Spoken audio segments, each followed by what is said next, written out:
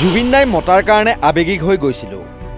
ইউনিফৰ্মত আছিলো যেতিয়া জুবিন দাই মাতি দিলে মই একদম আবেগিক হৈ গলো মানে। জুবিন দাৰ গান সৰুৰে পৰা শুনি আহিছো। খাওঁতে শুওঁতে জুবিন দাৰ গীতেই শুনো। আপোনাক মই বহুত ভাল পাওঁ। প্লিজ মোৰ কাৰণে গান এটা গাব। জুবিন দাক মই অনুৰোধ কৰিলো, মানে জুবিন দাক গৈ সাৱটি ধৰিলো। সাৱটি ধৰি জুবিন দা আপোনাৰ গান মই সৰুৰে পৰা শুনি আছো, মানে খাওঁতে শুওঁতে আপোনাৰ গানেই শুনো। আপোনাক মই বহুত ভাল পাওঁ, আপুনি মোৰ কাৰণে গান এটা গাব। মই তেনেকৈ ক'লোঁ। জুবিন দাই হয় মোৰ কাৰণে গানটো গালে।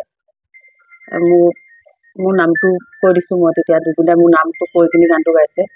হয় সেইখিনি সময়ত মই ডিউটিত আছিলোঁ, ইউনিফৰ্মত আছিলোঁ। যেতিয়া জুবিন দাই মাতি দিলে মই একদম আবেগিক হৈ গ'লোঁ মানে। উল্লেখযোগ্য যে যোৱা 10 মে'ৰ দিনা চাবুৱাৰ যুৱ ঐক্য মঞ্চৰ বসন্ত উৎসৱত মঞ্চলৈ উঠি গৈ নিজৰ আবেগ মৰম ভালপোৱা সামৰি ৰাখিব নোৱাৰি সাৱটি ধৰিছিল জনপ্ৰিয় শিল্পী জুবিন গাৰ্গক। মিলিয়ে সাৱটি ধৰাৰ লগতে চুমা খাই ভৰি চুই সেৱা কৰিছিল জুবিন গাৰ্গক।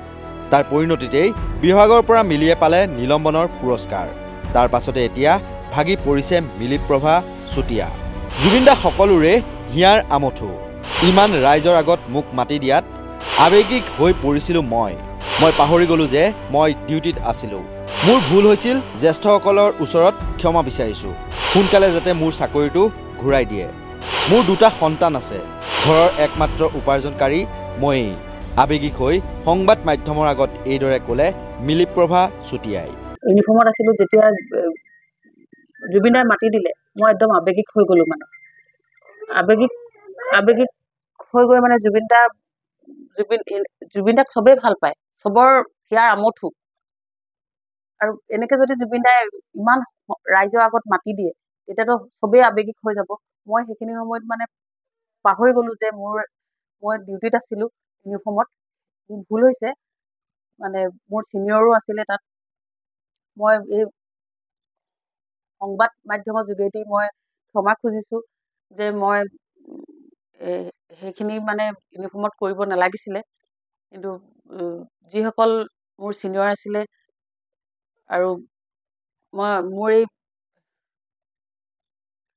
যোগেদি মানে সংবাদ মাধ্যমৰ যোগেদি মানে ক্ষমা খুজিছোঁ। আৰু যিটো মানে প্ৰচাৰ মানে ডিউটিত থকাৰ কাৰণে, ইউনিফৰ্মত থকাৰ কাৰণে মোৰ যিটো ছিনিয়ৰে মোক পানিছমেণ্ট হিচাপে দিছে,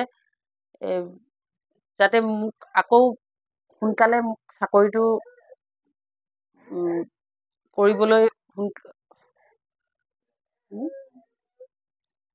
স্থাপন দিয়ে সোনকালে।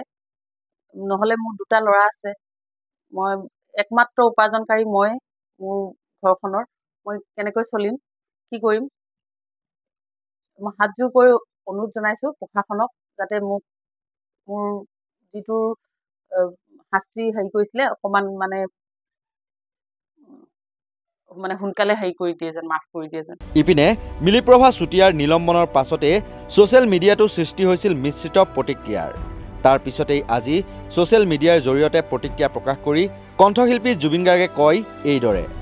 মই জানো ইউনিফৰ্মৰ লগত জড়িত নিয়ম আছে, কিন্তু প্ৰেম ভালপোৱা মৰম এটা শাস্তিযোগ্য অপৰাধ নহয় আৰু নহ'ব। উল্লেখযোগ্য যে উক্ত দিনটোত মিলিপ্ৰভা চুতীয়াৰ বাবে মায়াবিনী ৰাতিৰ বুকুত দেখা পালোঁ তোমাৰ ছবি শীৰ্ষক গীতটি পৰিৱেশন কৰিছিল জুবিন গাৰ্গে।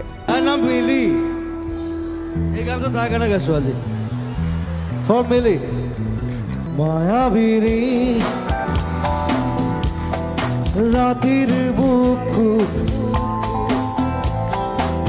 দেখা পালো তোমাৰ ছবি, ধৰা দিলাম গোপনে আখি বিয়াৰ কুল। তুমি যেমন নিয়নৰে আৰক্ষীৰ পোছাকতে জুবিন গাৰ্গক সাৱটি ধৰি নিলম্বন হোৱাৰ পাছতে ক্ষমা বিচাৰিলে মিলিপ্ৰভা চুতীয়াই। এতিয়া তেওঁৰ এই ক্ষমাৰ পাছত বিষয়টো আৰক্ষীৰ শীৰ্ষ মহলে পুনৰ বিবেচনা কৰি চাব বুলি সকলোৱে আশা কৰিছে। কিয়নো মিলিৰো আছে 2টিকৈ সন্তান, এখন ঘৰ আৰু ঘৰখনৰ একমাত্ৰ উপাৰ্জনকাৰী হিচাপে মিলিয়েই আছিল। ব্যুৰ' ৰিপৰ্ট, নৰ্থ ইষ্ট নাও।